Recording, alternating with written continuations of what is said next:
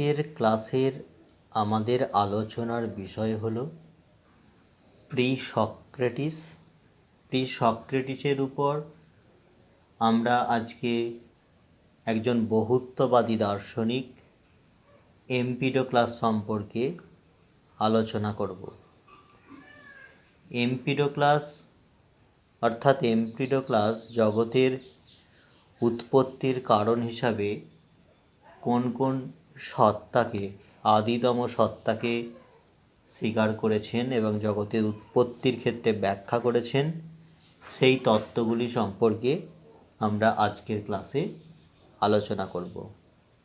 তোমরা ভিডিওটি অবশ্যই শেষ পর্যন্ত দেখতে থাকবে। তো মূল বিষয় এমপিডোক্লাসে আমরা দেখো, প্রথমেই বলবো যে এমপিডোক্লাস একজন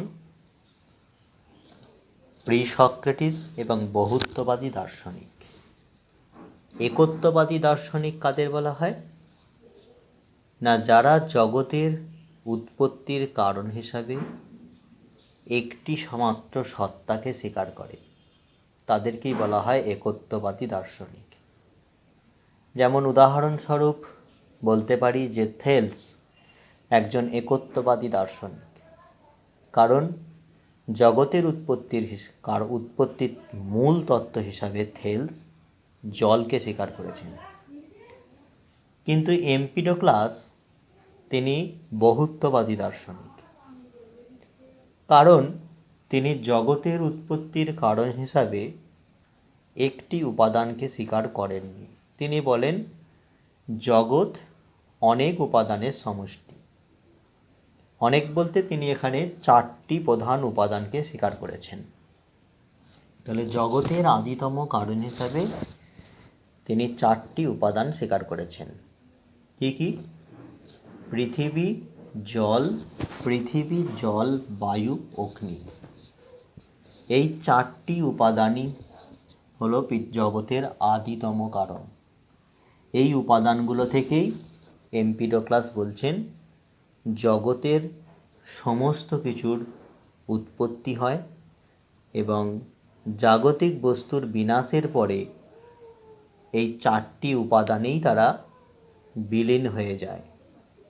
তো এই 4টি উপাদানকে তিনি বলছেন যে পৃথিবী, জল, বায়ু, অগ্নি, এই 4টি উপাদান অসৃষ্ট এবং অবিনাশী। অর্থাৎ এই উপাদানগুলোর সৃষ্টি হয়নি, অনাদিকাল ধরে রয়েছে, আর এগুলোর বিনাশও হয় না। কারণ যার উৎপত্তি হয় না তার বিনাশ হয় না, আর যা বিনাশশীল তার অবশ্যই উৎপত্তি হয়।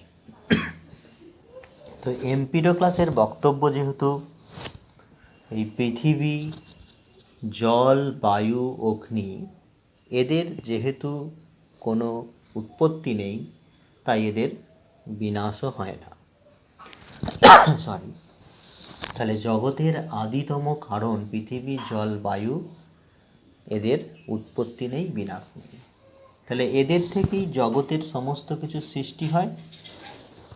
জাগতিক বিষয়ের বিনাশ হলে এরা আবার পৃথিবী, জল, বায়ু, অগ্নি এতেই বিলীন হয়ে যায়। তো এইভাবে তিনি জগতের মূল উপাদানকে তিনি ব্যাখ্যা করছেন। এরপর তিনি বলছেন যে এই যে পৃথিবী, জল, বায়ু, অগ্নি, এই আদিতম উপাদানগুলি থেকে জগতের যে উৎপত্তি হচ্ছে তার তো একটা প্রিন্সিপাল থাকবে, তার একটা নীতি মেনে কাজ করবে। এই জগৎটা একটা সমস্ত প্রিন্সিপালে চলে, নীতি ছাড়া জগৎ বিশৃঙ্খল হয়ে যাবে। তাহলে সেই প্রিন্সিপালগুলো কি? উৎপত্তি আর বিনাশের ক্ষেত্রে সেই প্রিন্সিপালগুলো কি, সেই নীতিগুলো কি? সেখানে তিনি দুটো নীতি স্বীকার করেছেন। একটি হলো দ্য প্রিন্সিপাল অফ লাভ, অনুরাগের নীতি, আর দ্য প্রিন্সিপাল অফ ডিসকর্ড, বৈরাগ্যের নীতি। তাহলে এই জাগতিক উপাদানগুলোর উপর যখন এই দুটো নীতি ক্রিয়া করে তখনই কিছু সৃষ্টি বা বিনাশ হয়। তো আমরা দেখে নেব যে কোন নীতি ক্রিয়া করলে জাগতিক বিষয়গুলোর উৎপত্তি হয় আর কোন নীতি ক্রিয়া করলে জাগতিক বিষয়গুলির বিনাশ ঘটে। প্রথমে দেখো যে পৃথিবী, জল, বায়ু, অগ্নি, এই চারটি উপাদানের সমষ্টিকে এম্পিডোক্লাস বলছেন কি? The all. তাহলে জগতের এই পৃথিবী, জল, বায়ু, অগ্নি, এই চারটি উপাদানের সমষ্টিকে তিনি বলছেন, আমি এখানে প্লাস প্লাস করেও যদি লিখি তাহলে চারটি উপাদানের সমষ্টিকেই তিনি বলছেন দ্য অল। তো এই দ্য অল থেকেই জগতের সমস্ত কিছু সৃষ্টি হয় এবং বিনাশের পর সমস্ত কিছু দ্য অলেতেই বিলীন হয়ে যায়। তাহলে পৃথিবী, জল, বায়ু, অগ্নি, এই পুরো সমাহারটিকে তিনি অল বলছেন। এটা যদি একটা পার্থিব বস্তু হয়, পার্থিব বস্তু, ওকে, তো যখন এই পার্থিব বস্তুগুলো একসাথে সমষ্টি হয়ে থাকে তখন তিনি দ্য অল বলছেন। তো এই সমষ্টি হয়ে কি হয়? পার্থিব বস্তুর উৎপত্তি হয়। তাহলে এটা একটা কোনো পার্থিব বস্তু। তাহলে এর উপর কোন নীতি ক্রিয়া করে আছে? এর উপর দ্য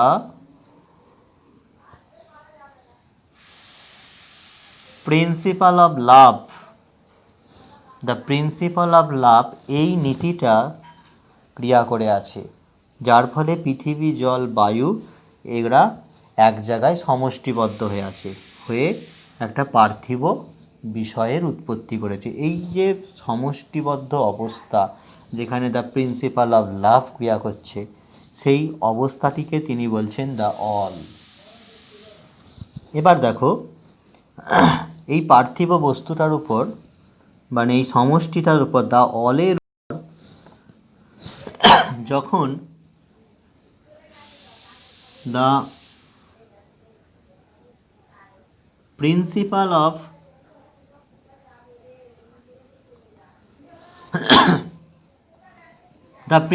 অফ ডিসকর্ড ক্রিয়া করে দ্য অলের উপর, তখন কি হয়? পৃথিবী, জল, বায়ু, অগ্নি এরা পরস্পর বিচ্ছিন্ন হয়ে যায়। তাহলে এদের পরমাণুগুলো পৃথিবীতে, জল জলে, বায়ু বায়ুতে, অগ্নি অগ্নিতে, এইভাবে পরমাণুগুলো প্রত্যেকটা পরস্পর থেকে বিচ্ছিন্ন হয়ে একত্রিত হয়ে যায়। ঠিক আছে? জলের সাথে পৃথিবী বা বায়ুর সাথে পৃথিবী এরকমভাবে মিশ্রিত থাকে না। এখানে যেমন সমষ্টি হয়ে থাকে, এখানে কিন্তু এরা পরস্পর থেকে বিচ্ছিন্ন হয়ে যে যার অবস্থান দখল করে। তাহলে তখন কি হয়? তখন যেহেতু এই সমষ্টিটা থাকে না, তখন আর এই পার্থিব বস্তুটাও থাকে না। পার্থিব বস্তুটার কি হলো? তখন বিনাশ হলো। বিনাশের ফলে কি হয়ে গেল? পৃথিবী, জল, বায়ু, অগ্নি প্রত্যেকটা পরমাণুর অবস্থান দখল করলো। তাহলে কোন নীতির দ্বারা এই পার্থিব বস্তুটার বিনাশ হলো? The principle of Discord. আবার যখন এই পৃথিবী, জল, বায়ু, এই পৃথক পৃথক পরমাণুগুলোর উপর আবার যখন দ্য প্রিন্সিপাল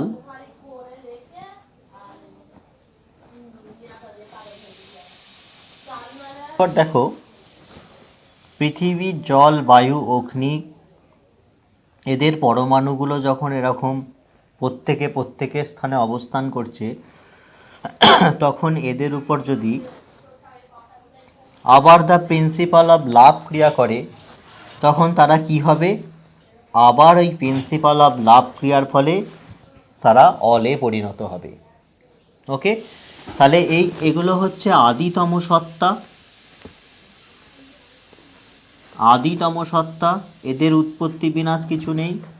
এই আদিতম সত্তাগুলোর উপর দ্য প্রিন্সিপাল অফ লাভ ক্রিয়া করলে তারা দ্য অলে পরিণত হয়, তখনই পার্থিব বস্তুর সৃষ্টি হয়।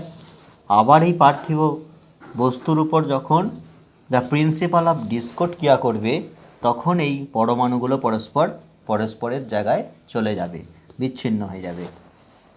ঠিক আছে? এইভাবে এম্পিডোক্লাস জগতের উৎপত্তি ব্যাখ্যা করছেন।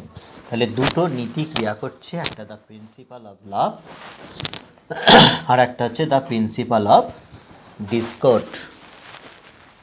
দেখো, এটা আমাদের সামাজিক জীবনযাপনের দিকে যদি আমরা চেয়ে দেখি কতটা থিওরিটার সাথে সাদৃশ্য রয়েছে, দেখো মিল কত। দেখো, ধরো পৃথিবী, জল, বায়ু, অগ্নি, এরা 4 ভাই। তাহলে এই 4 ভাইয়ের মধ্যে যখন দ্য প্রিন্সিপাল অফ লাভ থাকে, একে অপরের মধ্যে যখন স্নেহ ভালোবাসা থাকে, তখন তারা একটা সমষ্টিবদ্ধ হয়ে থাকে। তখন সেই পরিবারটাকে আমরা কি বলতে পারি? দ্য অল বলতে পারি। এই 4 জনই এই পরিবারের, এই পরিবারটার তারা সদস্য। কখন এরা একসাথে থাকে? 4 ভাই কখন থাকলো? যখন তাদের মধ্যে দ্য প্রিন্সিপাল অফ লাভ ক্রিয়া করে। এবার ধরো যে 4 ভাই আস্তে আস্তে বড় হলো, বড় হওয়ার পর তাদের অর্থ সম্পদ ইত্যাদি হলো, হওয়ার পরে তাদের মধ্যে আর দ্য প্রিন্সিপাল অফ লাভ ক্রিয়া করছে না। যখনই তাদের মধ্যে এবার অর্থ সম্পদ ইত্যাদি হতে থাকলো, তখনই দ্য প্রিন্সিপাল অফ ডিসকর্ড ক্রিয়া করলো, মানে বৈরাগ্যের নীতি ক্রিয়া করলো। 4 ভাইয়ের মধ্যে বিচ্ছেদ হয়ে গেল, তখন যে যার জায়গায় চলে গেল। তাহলে একটা গৃহ বিভক্ত হয়ে 4টে গৃহ তৈরি হয়ে গেল। তো সেই গৃহগুলোর মধ্যে যদি আবার কোনো কারণে দ্য প্রিন্সিপাল অফ লাভ ক্রিয়া করে, তখনই তারা কি হয়? আবার একক পরিবারের সদস্য হতে পারে। তাহলে একটি পরিবারে যখন আমরা দ্য প্রিন্সিপাল অফ লাভ ক্রিয়া করে, তখন 4 ভাই একত্রিত হয়ে থাকে, মিলেমিশে থাকে। যাই দ্য প্রিন্সিপাল অফ ডিসকর্ড ক্রিয়া করলো, তখন 4 ভাই বিচ্ছিন্ন হয়ে গেল। এবার সাপোজ ধরা গেল যে এদের কারো মধ্যে, ধরো পৃথিবী বা জল, এই 2 ভাইয়ের মধ্যে কারো অর্থনৈতিক অবস্থা খুব খারাপ হয়ে পড়লো। তো এটা তার বসত বাড়ি। এই বসত বাড়িতে কে রয়েছে? তার বৃদ্ধ পিতামাতা। যখনই এই পৃথিবী আর জল, এই 2 ভাইয়ের মধ্যে ভাইয়ের অর্থনৈতিক অবস্থা খুব শোচনীয় হয়ে পড়ল, আর চলছে না জীবন, তখন তাদের মধ্যে কি জাগ্রত হতে পারে? আবার দ্য প্রিন্সিপাল অফ লাভ জাগ্রত হতে পারে। তখন তারা আবার ব্যাক করে পিতামাতার কাছে ফিরে এলো। তাহলে আবার তারা দ্য অল পরিবারের সদস্য হলো। তাহলে এইভাবে দেখো আমাদের সমাজ জীবনটাও এইভাবে চলে। কখনো দ্য প্রিন্সিপাল অফ লাভ হয়, আমরা একে অপরের সাথে মিলেমিশে থাকি, তখন একটা সমাজ গড়ে ওঠে, পরিবার গড়ে ওঠে। আর যখন তাদের মধ্যে the love principal of Discord ক্রিয়া করবে, তখনই তাদের মধ্যে বিচ্ছেদ হবে।